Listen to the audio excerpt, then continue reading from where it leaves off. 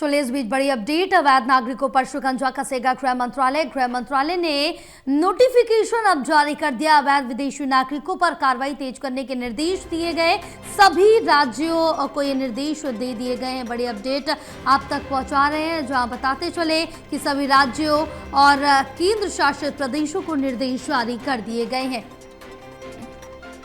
प्रदीप से जानकारी लेंगे। और प्रदीप, क्या कुछ अपडेट मिल पा रही है, जहां जो बांग्लादेशी अवैध नागरिक हैं उनको लेकर नोटिफिकेशन जारी कर दिए गए हैं, अब गृह मंत्रालय की तरफ से निर्देश दिए गए, उन पर शिकंजा कसेगा? देखिए, बिल्कुल गृह मंत्रालय ने एक विशेष नोटिफिकेशन जारी किया है। जो जानकारी मिल रही है, जो अवैध नागरिक हैं उन पर शिकंजा कसने के उद्देश्य से ये नोटिफिकेशन लाया गया है। इसमें जो विदेशी नागरिक अवैध तौर पर भारत में रह रही हैं उन पर शिकंजा कसने को लेकर ये कार्रवाई आगे बढ़ेगी। इसके तहत सभी राज्यों, केंद्र शासित प्रदेशों को दिशा निर्देश भेजे गए हैं गृह मंत्रालय की ओर से कि जो आधार, मतदाता पहचान पत्र, राशन कार्ड, पासपोर्ट और आयुष्मान कार्ड जैसे दस्तावेज जारी करने से पहले आवेदनकर्ता जो है उसका immigration, visa, foreigner registration tracking देखा जाए, चेक किया जाए। इसके अलावा FIP यानी फॉरनर आइडेंटिफिकेशन पोर्टल और IMB यानी पास सिस्टम जो होता है, भारत म्यांमार सीमा प्रवेश प्रणाली जैसे डाटाबेस को जांचा परखा जाए।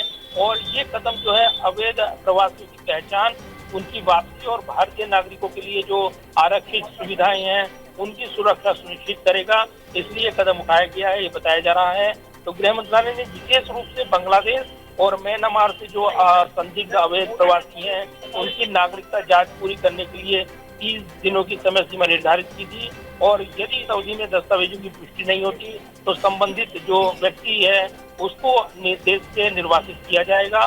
पहले भी ये प्रक्रिया लगातार आगे बढ़ रही थी, लेकिन एक विशेष जो नोटिफिकेशन है एक बार फिर से जारी किया गया है और पहले से जो जारी दस्तावेज हैं उनकी भी जांच होगी। और यदि कोई व्यक्ति विदेशी डेटाबेस से मेल खाता पाया जाता है तो उसके दस्तावेज तुरंत रद्द कर दिए जाएंगे, ये जानकारी मिल रही है। इसके अलावा ये भी जानकारी मिली है कि सरकार ने अवैध प्रवास को रोकने के लिए जो विधेयक पेश किया था वो भी यहाँ पर उसको प्रभावी तौर पर यहाँ पर लाने की कोशिश अब सरकार की ओर से रहेगी।